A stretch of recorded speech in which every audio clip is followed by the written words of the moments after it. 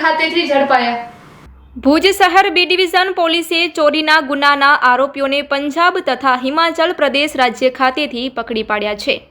ભુજ શહેર B division police સ્ટેશનના બીએનએસની કલમ અનુસાર દાખલ થયેલા હોય અને સદર ગુના કામે આરોપી તથા મુદ્દામાલ શોધી કાઢવા પોલીસ ઇન્સ્પેક્ટર શ્રી વી.બી. પટેલ ભુજ શહેર બી ડિવિઝન પોલીસ સ્ટેશનનાઓએ સૂચના આપેલ હોય, જે અન્વયે એલસીબી ટીમની મદદ મેળવી ટેકનિકલ સર્વેલન્સ આધારે પંજાબ તથા હિમાચલ પ્રદેશ ખાતેથી પકડી પાડી ભુજ ખાતે લઈ આવી આરોપીઓએ છુપાયેલા મુદ્દામાલ રિકવર કરી કાયદેસરની કાર્યવાહી કરવામાં આવેલ છે। આરોપી અજયકુમાર લચ્છુરામ ઠાકુર અને રમેશ ચંદ ત્રિકુલચંદ ઠાકુર આ બંને આરોપીઓને મુદ્દામાલ સાથે પકડી પાડવામાં આવ્યું છે।